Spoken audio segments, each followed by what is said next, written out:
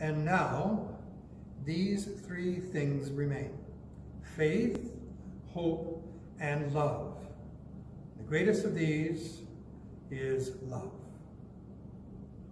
We're all on this journey through life, and there are many certainties.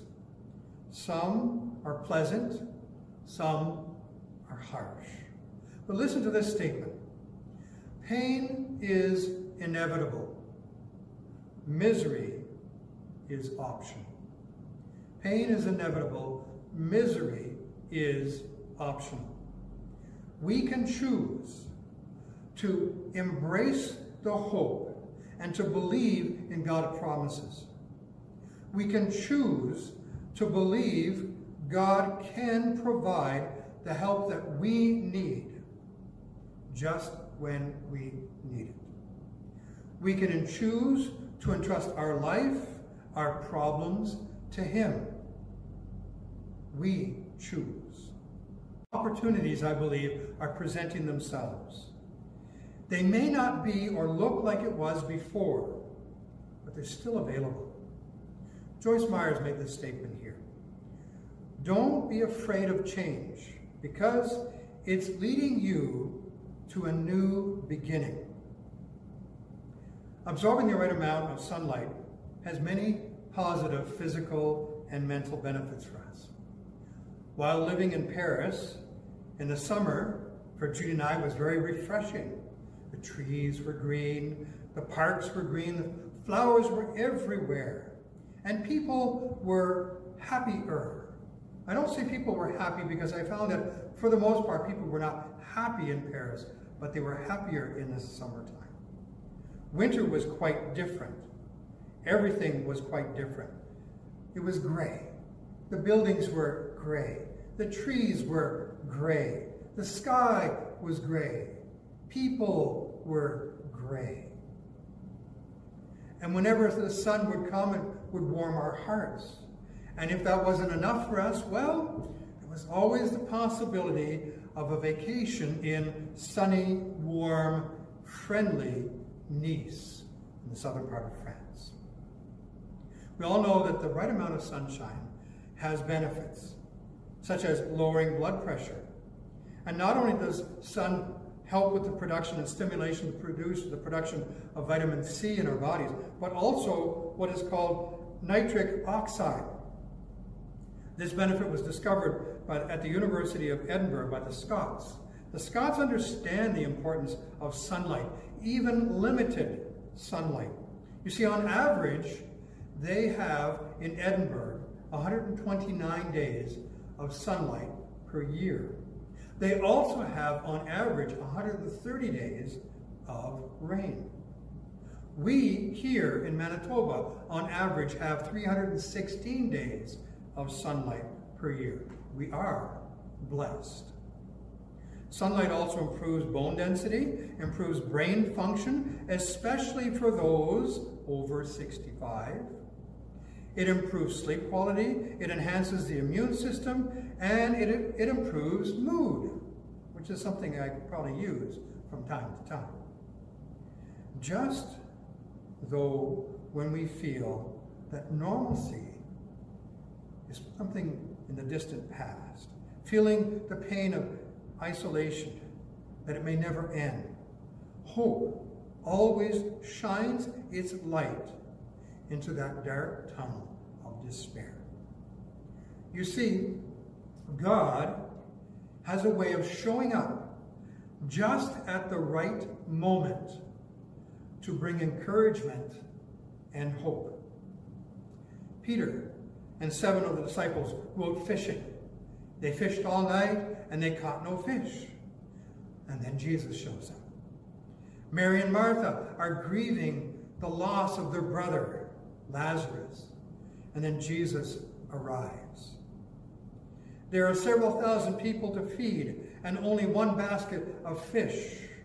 And Jesus helps out. The fish that Peter caught just happened to have a coin in its mouth to pay the taxes, just as Jesus said it would happen. Are these mere chance happenings? Joseph finds himself in the same prison cell as the man who can plead his case to the Pharaoh. Ruth happens to be gathering wheat in the field of Boaz, who became her kinsman redeemer, the person who would save her family. And David just appears when Goliath is taunting the Israelites. All of these situations, in all of them, things are not going well until God shows up. God is always there, just at the right time. God is never in a hurry, but he is always on time. Never too late, too early, never late. In John chapter 1 and verse 5, it says, the light shines in the darkness, and the darkness has not overcome it. In Psalm 94, verses 18 and 19, when I said my foot was slipping, your unfailing love, Lord, supported me. When anxiety was great within me, your consolation brought me joy. Being hopeful is a choice. We are never walking through challenges alone. No problem, no heartache, no sorrow, no pandemic can change this reality. We are never walking through them alone. God is always there, and God will come through when we need it most. We as people can choose to believe God, to trust him, and to recognize his blessings when he gives them. We're on from 1 Samuel chapter 30.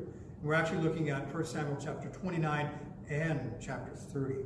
So in the Bible, we see how young David is living with the Philistines. Now, understand this. David had continually been a help to King Saul. First, by the removal of a giant obstacle, Goliath. And then by fighting alongside the king against the enemies of Israel. Saul has become more and more jealous towards David. Saul knew that David was a better person than him. And so David was forced to flee and live among the very people he helped Saul defeat.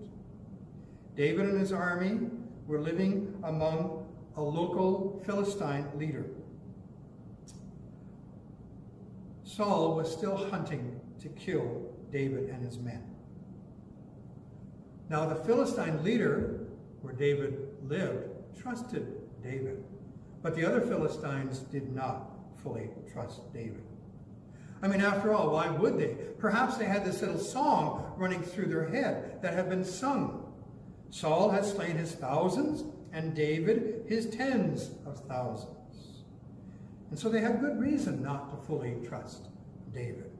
Let's pick up the story in 1 Samuel chapter 29, the first 5 verses. The Philistines gathered all of their forces at Phekek, and Israel camped by the spring in Jezreel. As the Philistine rulers marched with their units of hundreds and thousands, David and his men were marching at the rear with Achish. The commanders of the Philistines asked, "What about these Hebrews?" Achish replied, "Is this not David, who was an officer of Saul, king of Israel? He has already been with me for over a year, and from the day he left Saul until now, I have found no fault in him."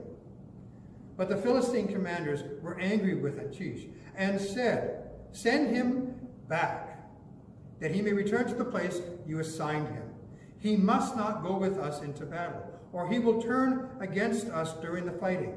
How better could he regain his master's favor than by taking the heads of our men? Isn't this the David they sang about in their dances? Saul has slain his thousands, and David his tens of thousands." And so they were sent back early. David and his men made the 60-kilometer trek back to Ziklag. But maybe it was too late. For you see, when they arrived back in the town of Ziklag, it had been destroyed. And all of the people, David's wives and children, The wives and the children of all of his mates were taken captive by the Amalekites.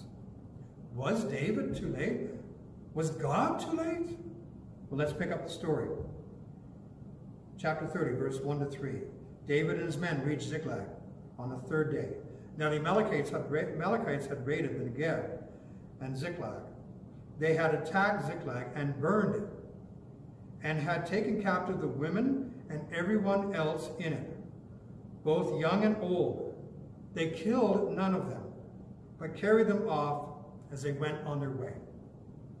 When David and his men arrived at Ziklag, they found it destroyed by fire, and their wives and sons and daughters taken captive. David's men were very upset, and so was David. David's men were so upset that they were going to kill him, David. And David was upset to the point of despair. However, it says in verse 6, but David found strength in the Lord, his God. David did not give in to despair, but instead sought wisdom from God. I did not read in this passage the question why coming from David. No, David did not ask, why did this happen to us? Instead, he asked this, what do you want me to do? What actions, if any, should I take right now? 1 Samuel chapter 30, verse 8. And David inquired of the Lord, shall I pursue this raiding party? Will I overtake them? Listen to this. One of the most reinforcing statements of despair is the question, why? Why did this happen to me? This attitude, the attitude behind the question, why? It's like a spiral that can suck us down deep into despair. So instead, David says, what can I do? We can struggle with the many challenges our current situation has brought us. Our personal challenge of coping can be very difficult and can feel overwhelming at times. There was an elderly man who had lived for 100 years in a small cabin, the same small cabin in the backwoods. A reporter from the local media outlet went up to visit him. Seeking a story from him, he asked this question. Living 100 years, you must have seen a lot of changes. The man responded, yes, and I'm again every one of them. I'm again every one of them. Remember those words I shared earlier on from Joyce Myers? Don't be afraid of change, because it is leading you to a new beginning. See, change never leaves us the same. And if we want to grow, if we want to develop, we need to accept change as part of the growth process. 1 Samuel chapter 30, verses 7 and 8. Then David said to Abiathar the priest, the son of Ahimelech, bring me the ephod. Ephod is a priestly garment. And Abiathar brought it to him. And David inquired of the Lord, shall I pursue this raiding party? Will I overtake them? David is saying, what do you want me to do, God? And the answer comes back, pursue them. You will certainly overtake them and succeed in the rescue. And succeed in the rescue. What action can I do right now? As the story unfolds in verse 18 and 19, this is what it says. David recovered everything the Amalekites had taken, including his 2 wives. Nothing was missing, young or old, boy or girl, plunder or anything else they had taken. David brought everything back. He took all of the flocks and herd, and his men drove them ahead of the other livestock. It's not a mere chance. David and his men returned to their village at that moment. It was not by chance that the people and even the livestock were not harmed. God ensured David would return at the right time, and God kept the people safe. In verse 23, it says this: He has protected us and delivered into our hands the raiding party that came against us. Here's a faith statement to remember. Life contracts or expands in relationship to our faith. Life contracts or expands in relationship to our faith. The faith to believe God will give us the hope that we need within our circumstances. There was a couple who had been visited quite often by their pastor. We'll call them Gina and Daniel. Their pastor visits them quite regularly, but on this specific occasion, during this visit, there's a very somber purpose to it. You see, they need to plan for the funeral service for Gina. Gina is 45 years old. She has 2 teenage daughters, and she has a loving husband. And Gina has Lou Gehrig's disease. Judy and I helped a family come to grips when Ron, the father and the husband, contracted this disease. When we first started visiting the family, they were in good spirits. Ron was either sitting up in his wheelchair or even sitting on his bed and talking and interacting very cheerfully with his family. However, rapidly we saw this condition deteriorate to the point where he could no longer sit up. And then he became completely bedridden, and then waiting for the moment when he would no longer be able to breathe. The cause of this disease is a mystery, and there is no cure. The results are that the muscles no longer function as they should. And all that is left at the end is the mind and hopefully faith in God. You see, Gina is facing this with faith. She is faced with the reality that she has to say goodbye to her family, to her children, to her husband. And she shares these words, and I'll share them with you now. We have prayed for healing. God has not given it. But God has blessed us. He has given us strength we did not know. God has given us peace in our pain. He gives us hope for my future, hope for the future of my family. He covers us all the time. Even when we're out of control, He is still there. We can use any tragedy as a stumbling block or as a stepping stone. I can be an example that God wants us to trust in the good times and in the bad. For if we don't trust when things are tough, we don't trust at all.